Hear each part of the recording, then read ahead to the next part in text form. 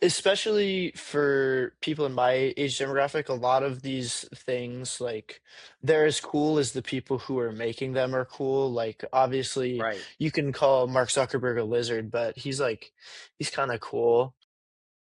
He's no longer the Wow. same. Cool. You think Mark He's Zuckerberg is he's kind of cool? cool. Like, Kind of What? cool. okay, listen, if you're You're gonna tripping, bro. just let me I finish, bro. Just let me finish.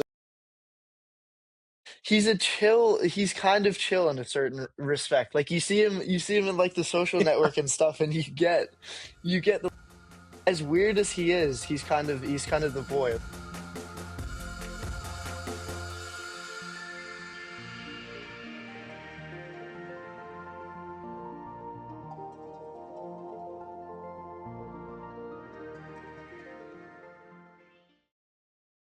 All right. Hip replacement 57.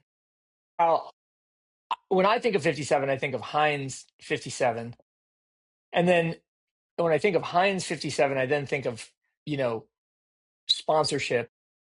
And then I think of how the Substack and podcast world, parasocial media, as we might call it, seems to be all a buzz with new sponsorships. It feels like yes. the dam has started to break and that the moment has arrived, and actually like this world of independent publishing or media creation that we live in is actually starting to come to market in a way that it hasn't for the last couple of years. You get that Absolutely. impression too? I do. There was actually something I saw today that reminded me of that, which I don't remember, to be fair. But I, but there was something I was thinking about that. But I was also thinking, and this is in the Trump report tomorrow or today when this is coming out, is that like I noticed it's related or not. Like I noticed that there was a New York Times, or not New York Times, New Yorker story, excuse me, about like the 10 best burritos in New York, and I was like, wait a minute, who is this from? And it was from the New Yorker. I'm like, why is the New Yorker doing like 2010s like BuzzFeed food slop? And like it was like Helen Rosner too. So I was like, this is like a credible writer, et cetera, et cetera. But I was like, this is clearly a sort of like, you know, a trying to adapt to a shifting media landscape in a really, who knows if it works, but I was like, I could be wrong, but I was like, the New York doing like local, like this is where you should eat stories that isn't a restaurant review or a Yeah. profile is a bit, I was like, ooh, or framing it that way for social, I was like, I don't know about that. I wonder though, was this because there was I saw a burrito story, and I wonder if it was the same one Maybe. about the new prevalence of the norteño burrito. In It other was words, the that story. thinner. Yeah. Okay, so my one, the I clicked into that story definitely not through a top 10 burritos. So I also wonder if this is the Interesting. Condé Nast audience team A/B doing testing. A/B Right. testing, which Which it which very well brings. could be. I mean, I suspect it must be, but it actually gives us a really wonderful segue, convenient segue to our guest today, returning champ, series producer Campbell Dietz, who has just declared a double major in digital content management, and so is going to be the guy doing that kind of A/B Yeah. testing going forward. Um, I have to say, I learned about this on a father son trip to Elon, where Campbell's in college, and I was pleased, I was proud. I mean, I barely had one major, much less two, but so that made me happy. But I thought, that this is interesting because that world in particular is in such flux at the moment. And I said to Campbell, this is going to be really interesting for you to play around with AI. And Campbell's response was Fade AI, bro. Fade AI. fade AI. Love in the chat. Kyle, we'll get to Campbell. We'll get to Campbell on this, and I know how you feel about AI, but I just wonder, like, when you hear a college student say that, a member of our Gen Z, our next generation, what occurs to you? And Campbell, I want to hear your take on it too. But Kyle, what first of all, you? Well, when I hear that, what I think first and foremost is like whatever like campaign to make it resonate with young people and culturally, the AI apparatus, tech people, whoever, their effort to make it sort of like cool, not working at all. Number one. But number two, and I think more importantly, and I think they go hand in hand completely, is like, and this is, I think this was one of the, no, maybe there's another. Oh, yeah, I guess it's one of the stories that we had talked about or talked about talking about was that it really has sort of done a bit of a rug pull for a generation. And like, I would be intrigued, like Campbell, like if part of that sentiment is around that, which like I'm not even sure that that is true, but I do think the sort of cultural, economic, and I guess technical too soup that it's making just makes it not cool. And I just don't think, despite the Palantir like chore coat and things like that, like and like the Claude hats, like I don't think there's anything you can do to make tech like AI cool. Like that's I don't I think it's inherently uncool, and I think when I hear Campbell say something like that, it's a response to that as well. That's my Yeah, guess. I'd certainly agree. I think especially for people in my age demographic, a lot of these things like they're as cool as the people who are making them are cool. Like obviously Right. you can call Mark Zuckerberg a lizard, but he's kind of cool. He's in a lot of the Wow. Cool. same You think Mark he's Zuckerberg's he's kind of cool? cool. Like, Kind in of. What? in okay, listen. If you're You're gonna tripping, bro. I'm just, just let me I finish, bro. Just let me finish. He's kind of chill in a certain respect. Like you see him in like the social network and stuff, and you get the as weird as he is, he's kind of the boy. He set up this whole like the entire setup of Facebook is because he wanted to like rate girls because he was mad that he someone like rejected him. Like Exactly. that's Not funny. It's cool. funny. Not No, but okay. that's funny. Funny, maybe, but not it is But cool. sure, like, it is but funny. listen, I'll say this. I'll say Original this. At incel. the very least, yeah, I mean that's what everybody wants to resonate with when you're trying to get young men on Fair. your Yeah. platform. You need to have that incel swag. Oh, God. But to get back to my point, like when you have someone like Sam Altman, who's the like spearhead of like OpenAI and ChatGPT, Sam Altman is not cool. He's not cool. And Like Elon, by the he way, looks too. Like, he oh yeah, dude. Elon is such a dork. Like these guys are they're dorks. And you can get into the minutia of like obviously a lot of people in my age demographic are realizing that AI is a really expensive like tool to be used, and for the most part we are going to be paying the tab, whether that's environmentally with the increase in cost of living and energy and RAM and all that stuff.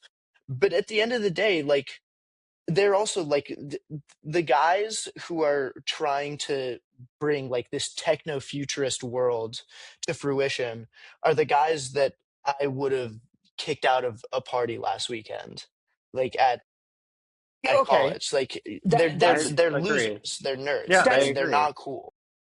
okay. I'm not. I mean, I think many of the things you just said are debatable, Campbell, and we'll get into them. But the I don't think we're debating. I guess here's my thing. I guess when I hear you say fade I worry that you are saying I refuse to engage in this entire like technological system because I'm allergic to it, or because I'm allergic to those dudes, or because they're not chill enough to hang out with us, or whatever. And I don't think that's a good idea. I think that's like the outhouse digger getting mad at indoor plumbing, to use a you Yeah. know early 20th century analogy, right?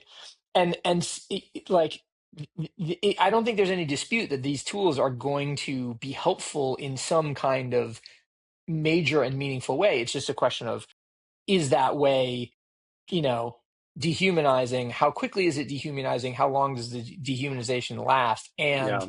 to what extent does it force us to pay attention to people, Campbell, to your point, that we don't want to hang out in a party with? And I think all of those are considerations, but that doesn't, to me, make the whole thing net negative. Yeah, but I feel like when you ask the question or pose it of is this dehumanizing, I feel like that's sort of an oxymoron because is AI not by definition dehumanizing? It's literally Right. removing human imitating human intellect, and like especially with the systems and the way that we're using AI now, like Palantir is a great example. Like if the way that this technology is seen as dehumanizing is that it's using advanced analytics to blow up children in some country that we're politically or not politically, militarily involved in, then yeah, that's absolutely dehumanizing. Well, Hmm. okay. Let me make the counterpoint, Kyle, and I'm going to throw this to you. I last week I'm bringing, as listeners may know, I'm bringing the current iteration of Sick, my newsletter, to a kind of a coda. And one of the things that I had an idea about was like I should do something with all of the titles that I have made up over time because they're all sort of extemporaneous and weird. Some of them are funny, and some of them are illuminatory, or so I've been told. And I used AI to just make me a spreadsheet of all of the titles, which would have taken me hours. Now, what was I able to do with those hours? Go and get a drink with my wife, be more human. And it's not to say Right. that it's any less dehumanizing, Campbell, in the ways that you described, but like, isn't that an opportunity for us to be more human? Hmm. Yeah. I Uh, mean, I think that is true, but I also do think that like to the point of all these tech pros being a bit of losers is that it's like I think it is inherently like backing up is I do think it will be a part of life, but I also think this is a moment in time where it's so right in front of our face. Like I think I think this is just trendy and trending and like it will not be as front and center for better or worse because like it'll continue to make bombing be easier, but also like to your point, Ben, like I think people will continue to use it in some ways, but I also think people will sort of like take the finger off the trigger as far as like talking about it and or being interested in it and or even using it in ways like I do think what what maybe like both of you are getting at, and maybe even me too, is that like we're still in the deep like growing pain of it, and like I think until it like not even the dust is settled, but until we have sort of like come to a conclusion on how we relate to it, it's like we have a new roommate and they're making the house a fucking mess and like everything costs more and they're terrible to live with.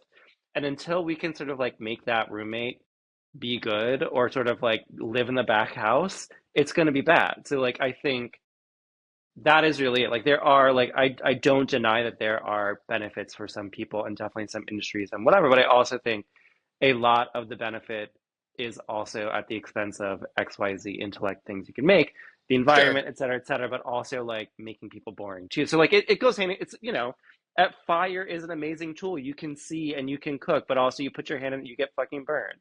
So like Right. it's the same thing. No, and I guess this is to me is the thing that I want to, the wisdom that I want to impart upon Campbell and his cohort is that two things can be true. Right. And Campbell, I guess my then follow-up question to you is like that was your sentiment, whatever your reasons or your reasons, but does your cohort also feel the same way, or are you an outlier in the people that you're surrounded by? I mean, that's a little difficult to say, but I'd say I am somewhat of an outlier. Like, I think not to discredit my peers, but I feel like I think about the consequences of AI a lot more than other people do when I'm using it. Mm, Like, I don't get me wrong, I'm not an absolutist and I'm not going to not use it at all. Like, with your example of like compiling all the names of your Substack articles, that's totally fine in my view because it's just sort of a Right. logical next step in like how we collect data and aggregate stuff, and like all of that makes sense from a data analytics standpoint.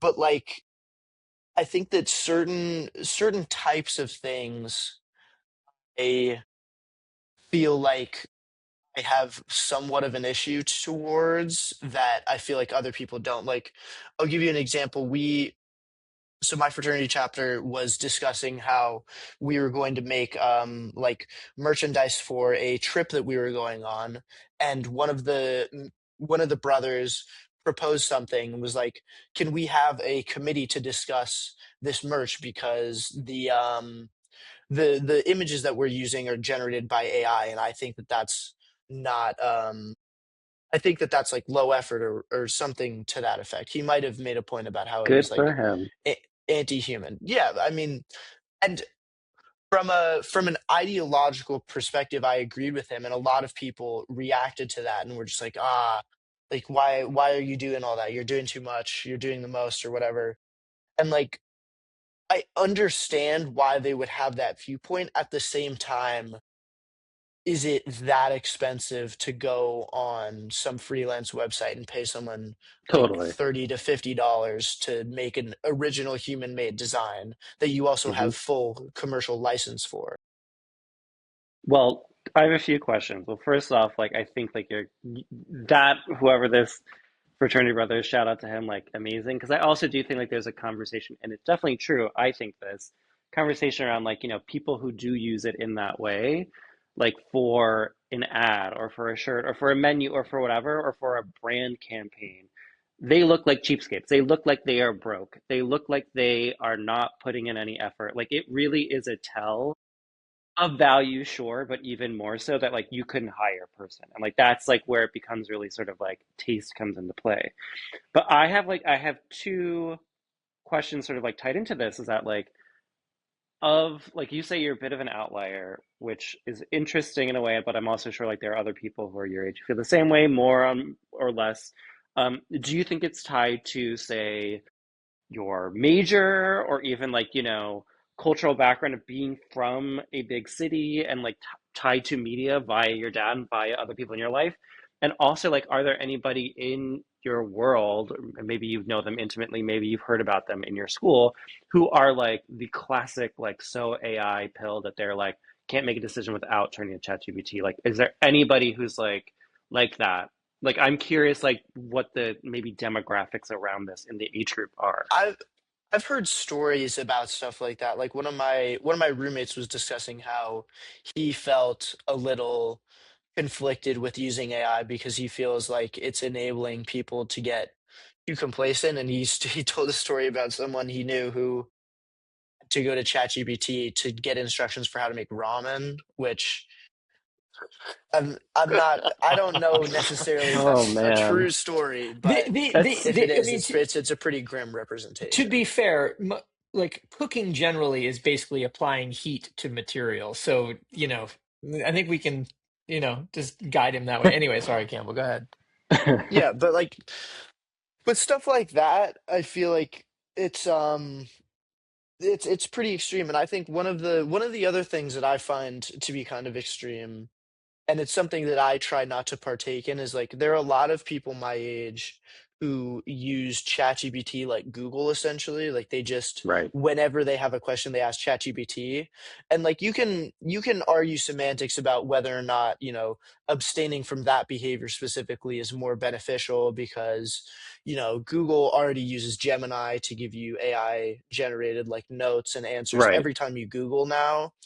But I feel like with stuff like that, that's where I draw the line because it's like if you're gonna have every question and query thrown into ChatGPT, that's a huge amount of like output that is necessary to facilitate that.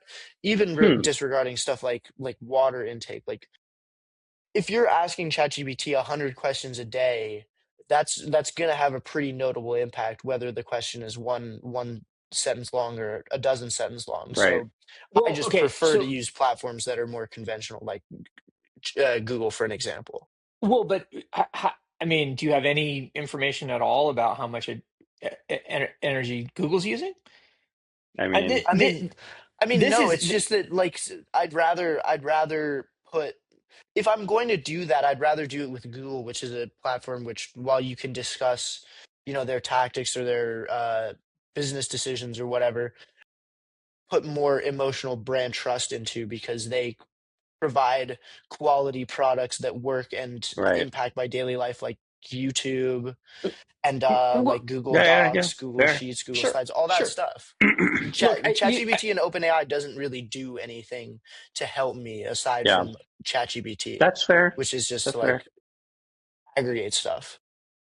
well, and it underscores the advantage too. And this is, I mean, this is the conundrum of media generally. It underscores the advantage to providing service for free that creates brand value, brand alignment, brand, Hmm. loyalty with people, because you can then monetize that in other ways, right? Like the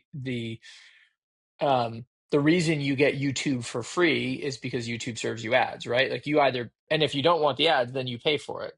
So I guess my question to you, Campbell, is is anybody in your world paying for any of the AI services? Like I pay $20 a month for Perplexity, for instance. I've got 20. Perplexity Computer. Wow. Um, I have friends who they subscribe to ChatGPT Plus. Which is Okay, how so they're much? paying. Yeah. I thought it was 9.99, but it might be like 19.99. I think it's closer to 20. But either way, the I didn't know it $20 was I think that is much a sort of the month. That's wild. that's kind of that's the price point that is pretty much Wow. across all of the services. No And idea. Free what Plus is $20 a month, yeah. and then there's pro tiers for ranging from 100 to 200.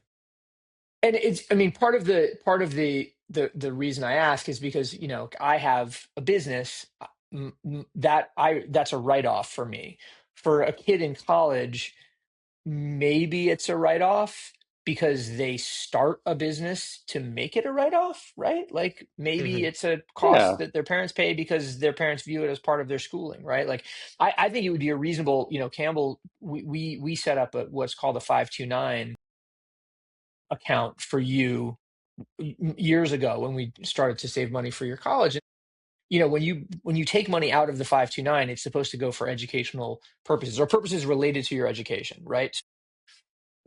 You could make the argument that I am paying $20 a month for you to have access to a paid AI service because it's conversant with your education. Now, I'm sure there's some accountant someplace or some IRS guy someplace who might take issue with that logic, but there's a logic there, and I just wonder whether your peers are you know engaged in that conversation at all, or alternately, if they're just trying to get it to do their homework. I mean, I'd say my more my peers that are within my major and my schooling, like the people who are in communication schools or in the communication school here, definitely are more aware of it, and they're much more proactive with doing stuff like incorporating into a business so that they can get write-offs for stuff like that. But I think for the general student populace, it's more homework sort of thing. Right. All right, let's change the subject because we could talk about this all day. Speaking of homework, Campbell, I'm wondering, have you done your cultural homework this weekend? I know Kyle has. And listened to Charlie XCX's rock music. Good All for right, well, you. you're No, I haven't. Dad's gonna give me some homework. it's Listen to this only album. it's a minute and 57 seconds long, Campbell. It is not a lot of homework. Like you can definitely listen to it. But Kyle, what do you think of rock music? I mean, I listened to it once. Hey, the video, the latter half of the video is very good. Like as a visual piece, good job. Like it's well done. It's like the Shout it's out to Aiden Zamiri and what is the young lady's name who's Charlie's creative director? I don't remember, but they did She's a a very good friend. job. She's a friend of the family, in Yeah, fact, actually. But good job. Shout out. I thought that was the best part to me was that visual experience and that sort of like the visuals of it felt a lot more alive than the song itself, I will say. Like to me, it felt like a continuation in her universe, which like my biggest takeaway is it really turned direct her sort of rage bait trolliness, um, which is fine. Like wait, it did I'm a, it did what to her raise bait trolliness? it turned it direct. Like it sort of made it the center of the universe in a way. Got it. Um, Okay. So in other words, it made rage bait main character type yeah, because thing. she's Yeah. always Okay. sort of I think probably since Crash era, she's been a bit playing with that, playing with sort of like rage baiting and like in a way picking a villain or just doing something. And I think like, with Brat, she was sort of playing around with that and maybe even with Wuthering Heights, but now with this it feels like it's just like it's going it turn and even the moment going directly into that, which like it doesn't appeal to me. I don't think I didn't find that it was exciting in the way like I remember when like Von Dutch came out, I was like, okay, what's happening? Like this is interesting. Like what's going on here? Well, interesting. Okay. I did not have that feeling. And even with like parts of Wuthering Heights, I was like, yeah, like there was like, but also parts of Wuthering Heights felt like a crash, like be like a crash. What's it called? Like didn't make it to the album, and I was like, yeah, okay, great, like I get it, but like this, I did not, and it was less about the sonic of it. It was like the sound of it and like the texture. I just didn't. I don't know. I didn't find it inspiring. That's me though. The, well, and I mean, listen, Kyle, your inspiration is, in the highest percentiles, so it's an important metric to judge. No, Well, what did you think? I, I mean, I like it. I have had that kind of strange late 80s, early 90s musical upbringing where hip hop was burgeoning. I Right. was in a hardcore punk scene, straight edge scene in Syracuse. The dance music, house music was burgeoning, was like really like being born in those years, rave music really being born in those years. And we collectively sat at the sort of epicenter of all of those things, or the Mm-hmm. overlapping of those concentric circles. But by the same token, the only thing you could hear on the radio, which was still the dominant delivery form, was pop or classic rock. So I'm Right. this weird musical mongrel where melody is kind of the most important thing to me, and then it's sonic layers and credibility and so on and so forth. And as a melody, it works. Yeah. It's a little piece of bubblegum pop. The thing that I thought was interesting was something, and Jason Stewart mentioned this, was that it's as much as it's a sort of refutation of dance music or the dance floor. If you follow the lyrics, musically speaking, it's totally sampleable and really Yeah. easily Yeah. so, and in fact is going to turn into a zillion remixes and bootlegs and so on and so Totally. forth. And like about it, I guess you could say, best is that it is a kind of a perfect encapsulation of the modern media currency, which is memes, right? Yeah. It's totally memeable across a whole bunch of different things.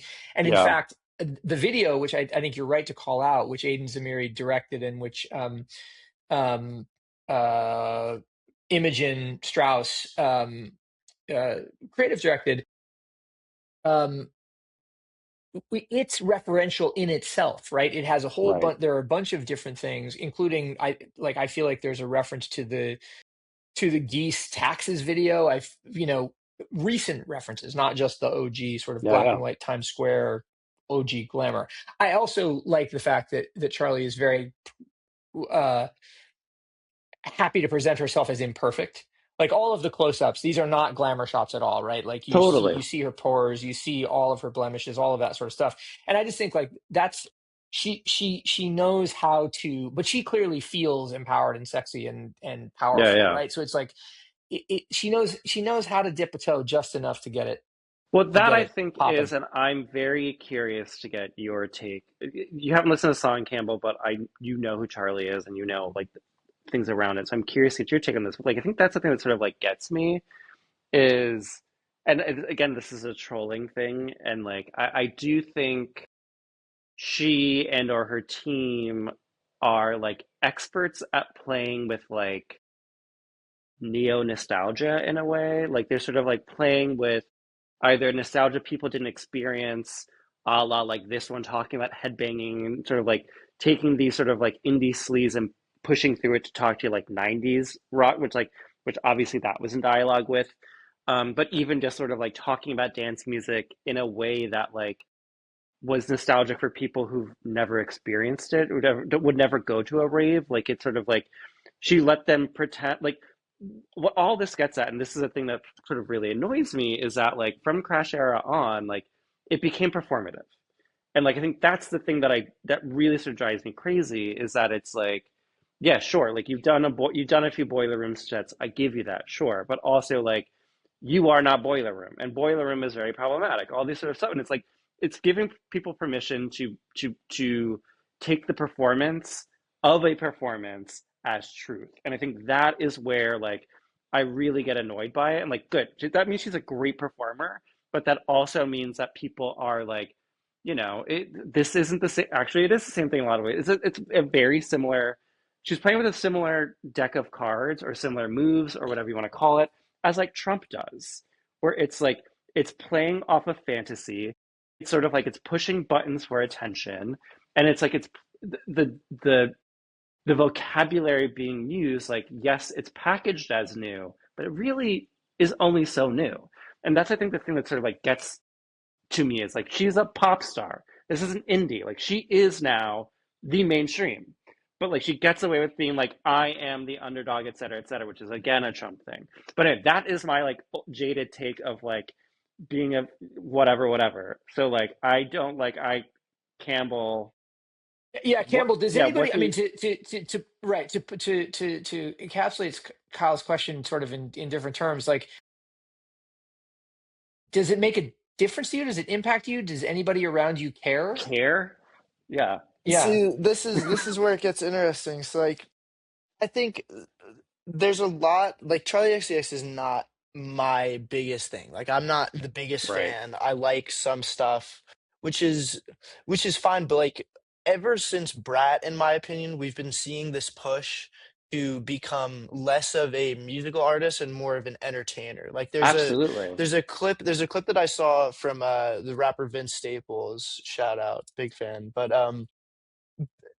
But he's on a podcast and he's talking about the difference in perception between how a black musical artist gets received versus a black entertainer. So he's saying, I'm not a musical artist anymore. I'm a black entertainer.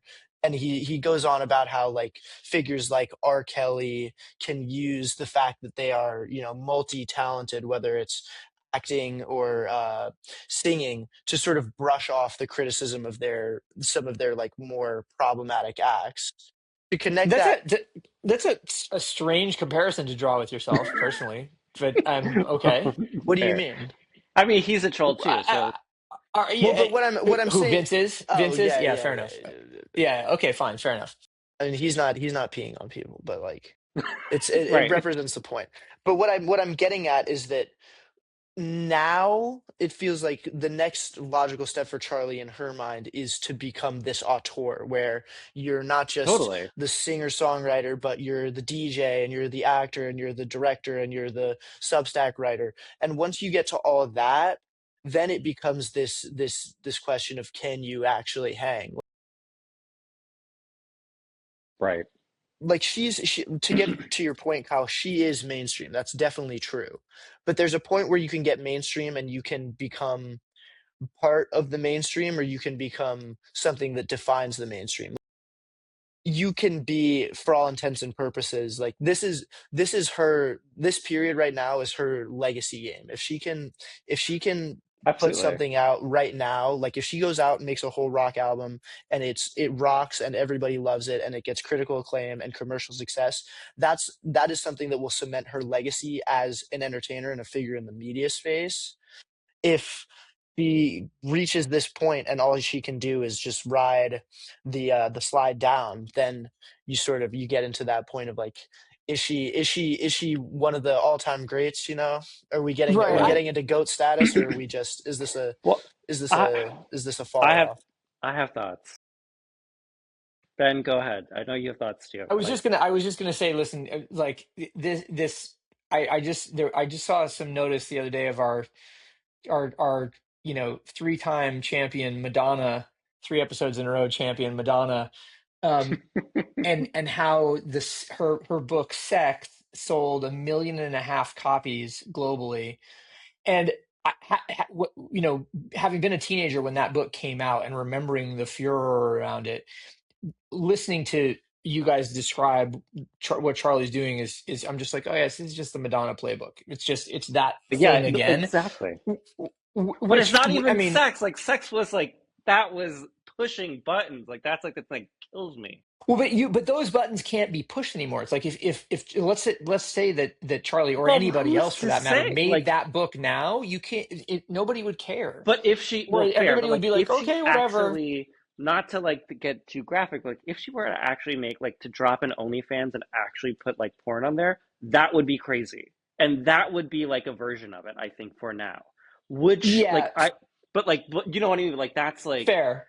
Yeah, no, you like can't. it's But possible, but like it all goes to the performative nature of it, which I think is what sort of like gets at me. And to Campbell's point is like it's there is there isn't the actual interest in the pushing of that idea forward. Not that I'm saying like, oh, we need a pop star who's on OnlyFans showing whatever. I'm like, no, but it's like it's there isn't actually an interest in that, and that's what annoys me. And like I know that I know she's really cool. I like I have mutuals. I've heard.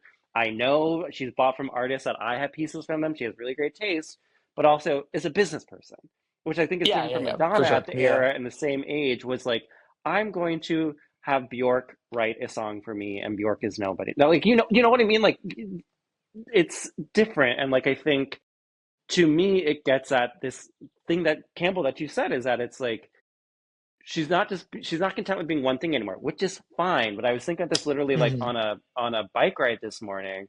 I was like, yeah, there's just like no or increasingly fewer and fewer people who are just like good at their job. Their one job. And I know it's hard. I know we all have to like multitask and have side gigs and whatever, but I was just like, yeah, Emma Stone and like someone like her, she's not trying to sing. No, like she's not. And like maybe there was a time when she was young where she tried, but like La La now, Land like, is there no well, singing in La sure, La Land? but she's not. I haven't So watched it, that serves her greater performance as an I actor, which is know her main but it, pursuit. I'm being it's facetious. exactly that where it's like she is like I just do this one thing and I do it really well, and I think like that is it's something that I literally just watched this Seth Meyers interview with Meg Stalter that she is parroting is like it's like she is sort of critiquing the whole apparatus of all this stuff. And like I think that to me is what it sort of gets at. And like all this has to do with selling out, obviously, which is what I'm ultimately getting at and why I get annoyed. But I think what's so it gets at a really what it gets it's this literacy of not being able to understand that anymore. Because again, she's presenting herself as alt, but is selling out at the same time. So it's like if you don't have the understanding of that, then like she won, and that's fine. But like anyway, sorry, you were gonna say something bad.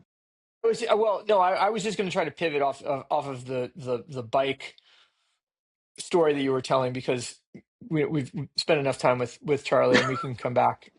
When we hear the remixes next week, the whole modular story roll Yes, out, and so on and so forth. I love the fact, by the way, that she's still in dialogue with that wall. The wall that's like 3 blocks from my house in Greenpoint is still a Charlie billboard. real Still, estate. She owns the still, Using building. there's She's a it. still landlord now. there's no. She's not. She's not the She vital owns climbing she owns the gym. climbing gym, yeah. But that'd be kind of sick, actually. The No, but the thing I was going to say was, and it gets to the climbing gym also is, Kyle, you were talking about riding your bike this morning, which of course brings us to inevitably the hot span story. Oh yeah. So this is the story in Bloomberg about how uh, forgetting health span, midlife men face the pressure to extend hot span. In other words, we've got to stay snatched or whatever uh, for a much longer period of time. Now, as somebody who I just finished watching Mad Men over the weekend, rewatch HBO type thing. I'd never gotten very deep into the series, and then so John Hamm, of course, hot span incarnate, and now going through hot span on Friends and Neighbors and everything. I don't know. I mean, I just started I got my rowing machine fixed. I'm doing my rowing machine. I've done Okay, 5,000 meters in the rowing machine in the last 3 days in a row. nice. Feeling, I'm like, I'm figuring out how to extend my hot span, Kyle. And I wonder now that you've entered a new stage in life, how you're feeling about that. Look, it's been like fucking like killing me for the past like 3 4 years. Not this specific idea, just repackaged another way. But like, I do think it is something. Unfortunately, I don't want to think about it, but I do think it has like monopolized so much of my mind of just like, am I hot enough? Am I not? And it's just like it drives me fucking crazy. But the which, and I'm like, I don't care about that. But it has monopolized and like colonized so much of my brain because I think it's just the culture, unfortunately, to the point where I was like, should I try peptides? I was like, what am I talking about? No, you're fucking crazy. But like the thing that it's also like, and the story cops to it too, is it gets really complicated. And like again, and I really want to hear Campbell your take on this because I think it's trickling down to you more than trickling up to you, Ben, in a way.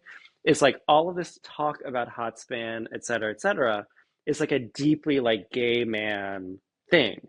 And like that is how it has become so complicated for me, is like it's, and I think for a lot of gay men, it's like it's really, really difficult to like not age apart from sexuality or whatever, Hmm. however that's sort of described, like because there's such a currency in culture of gay people or queer people to also be hot in order to have value, and like that's the same with women, et cetera.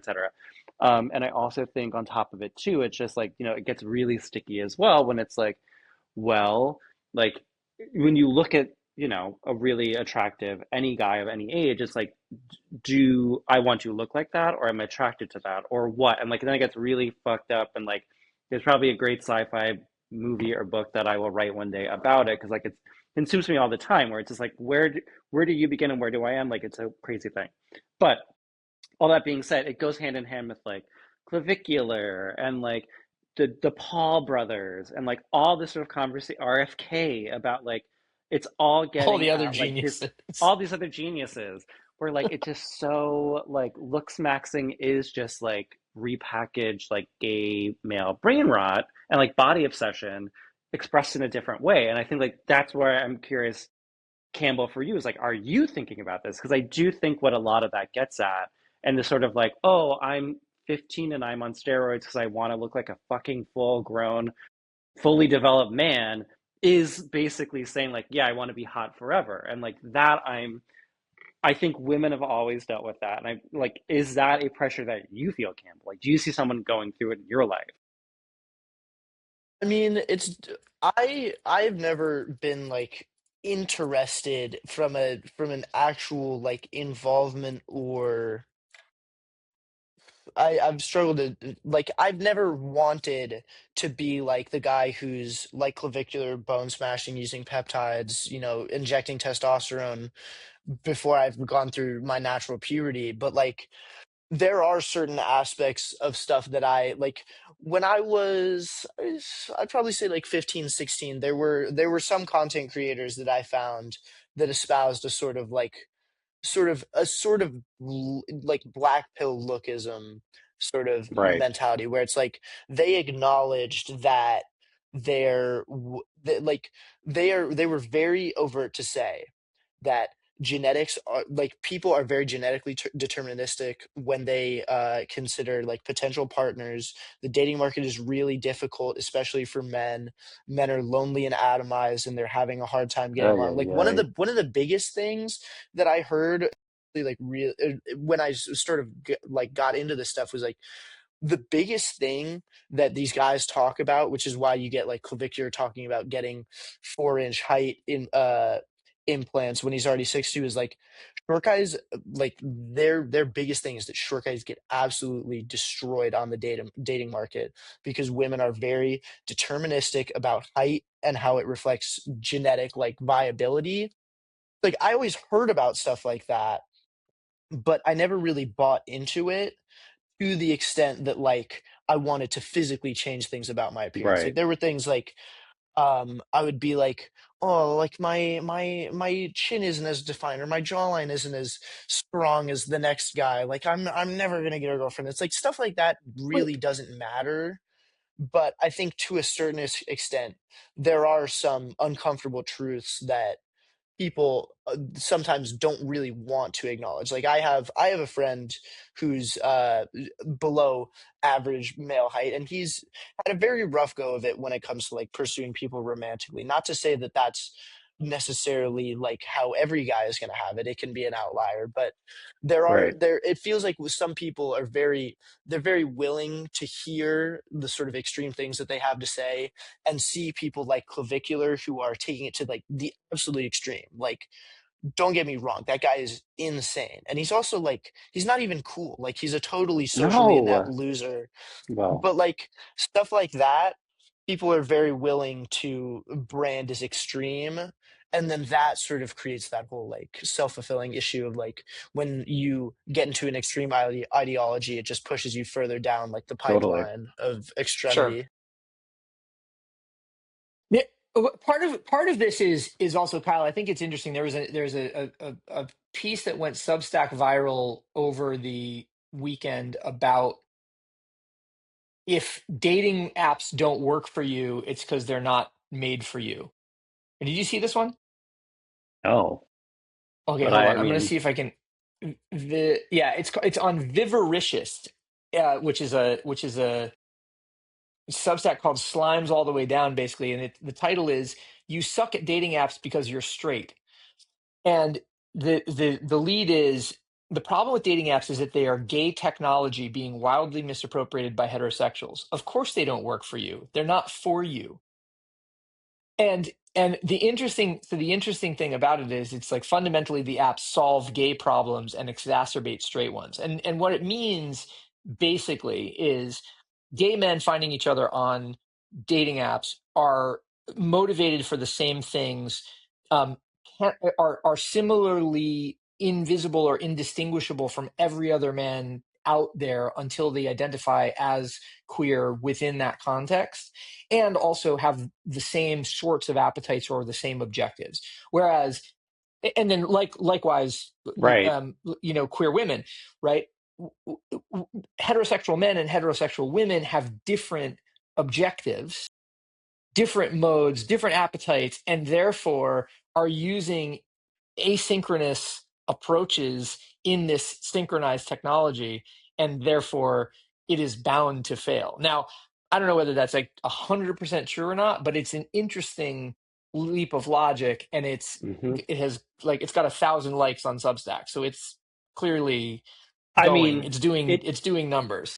yeah, I mean, it is an interesting logic because I think the other, I do I agree with that fully? I don't know, but I do think what is true, and like, I don't think that they're in direct conversation because, like, eHarmony, et cetera, was around probably before something like Grindr. But I do think a truism of gay male sex and a lot of queer sex in general is like, it is in a lot of ways, yes, it is to have a relation, but a lot of it is just like purely for the act, and there is no outcome of the act, and that has always existed. One night stand culture, etc., that has always existed. That has been around forever.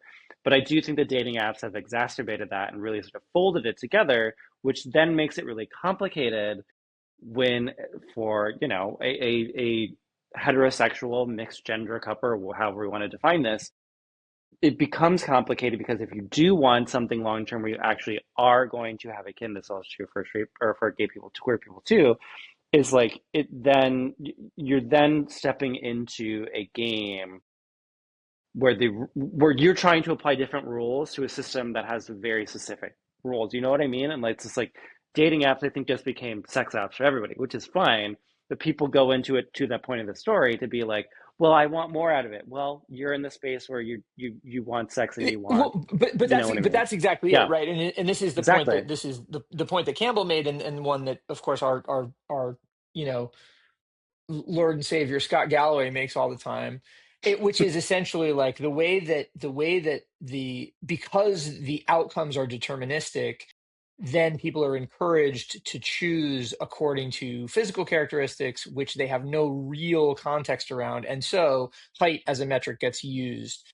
Hmm. Hair color, eye color, whatever, these things, race or background or whatever get used as a metric in a way that they would never be in actual face-to-face communication, Yeah. because it is, I mean, like depending on the pair of shoes I'm wearing, I can be, you know, 3 inches taller than I actually am, or B, depending on how the light hits me, or how sunshiny the day is, or whether or not you did your workout in the morning and your, serotonin Yeah. is flowing, like you're going to react differently to people. So Yeah. I think it's interesting, Campbell. And so does your short friend have any recourse? Is there an alternate channel through the ecosystem? Is there a Bumble Shorties page that he can visit? Like, I mean, no, like there's really not like the. and see that. So that the sorry, can you finish your thought? Because then I have a comment here. Well, I think, I mean, it's it's unfortunate because you would think that someone would be like, oh, this is a niche that I can That's exactly fill where I was going. through It's through exactly this where I was this going to go. There's yeah, got to yeah, be yeah. something.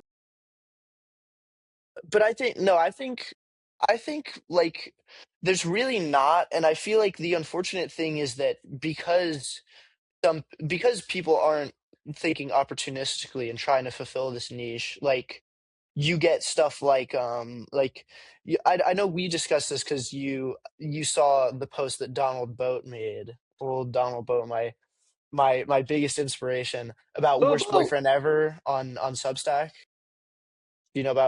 Kyle, do you know about worst boyfriend ever on Substack? Oh, somebody told me about him. Yes. Dude, I've not actually looked him he up. blows. He's like the Yeah, yeah, worst guy ever. And yeah. my friend, He lives up to the the friend that we're name. referring to, yeah, he literally does. Like he sent me something from worst boyfriend ever and was like, dude, this is like a crazy story. And I was looking up like this guy goes on all these like crazy rants about these like wild hookup stories he does with like random women in foreign countries. Like literally he's bragging about being like some loser passport bro. And like I just responded to him and I was like, dude, this guy sucks. Like I was on his Twitter recently and he was posting about how he like wanted to go to like the Netflix is a joke comedy fest with someone. And I was like, dude, I will go with you just to like watch you exist in real life. Like you are actually such a nerd. Do we think that this guy, like, I haven't fully looked, but I was, there's a friend who, she's a young woman, she's also in Substack, and she told me all about this, and I was like, this doesn't sound real. Like, this sounds like a performance. She said it is real, but I just looked the person up, and it's like number 33 on fiction on Substack. So it's like I think there could be truth to this person, sure, but I feel like a lot of it is a performance, I would think, or which a lot of these guys that you talked about earlier, Campbell, like the influencer types, it is performance, but like, yeah, I don't know. But the worst Yeah, boyfriend I ever is think guys. I bad. think I think you can say I think you'd say it's self-performance just through how like self-aggrandizing it is. Like I'm sure Yeah, this guy can find like through his Substack fame can find relatively interesting and like well-off people who can help him like support this like weird degenerate passport bro like homeless lifestyle where he's flying from Guys, Japan to the Philippines to all that. But like ugh, realistically speaking, like I think a lot of the stuff this guy says, because a lot of it is like it's self demeaning, but it's also very demeaning towards other people. Like he's talking about right, how he's hooking up with like ugly women. He's like, oh, I would never have sex with her, but because she's so ugly. But I'm just desperate and lonely, and I'm a chud or whatever. And it's like you're just completely ignoring the fact that you're like a loser by just putting someone else down, but then also avoiding right, the criticism like, wow, you're like kind of an asshole who puts people down by being like, oh, well, he right. puts himself down. He's just hard on himself, guys. It's like, no, you're a dork. Get a grip. just Go to therapy or just to something. to to put a bow on this. he's really banging his head. Oh He's my really God. hurting his neck. The nerve damage is real, but it's the only way to feel because Sure. he's playing rock music. Sure. Sure. Well done. Oh my It's a God. good All one. right. Well, this has been fun, Campbell. It's been great having you back on the show Thank in you, front of the Campbell. mic instead of just behind the mic, filling Yeah. in for us for our erstwhile guest. But everybody, thank you for tuning in. Also, we have this conversation every Monday for air every Tuesday, and so we hope you'll come back and see us again and listen in for more hip replacement coming soon. Kyle, great to see you. Happy Good birthday to see again. you. Thank you. Campbell, Thank you all for listening. Good to see you, congratulations. Campbell. Thank you. Congratulations on Congrats. finishing your sophomore year. Looking Yeah. forward to having you back for the summer and all of your summer internship activity. Yeah, And bro. and we will see you all on the interwebs in the meantime. Bye, guys. Thanks, y'all.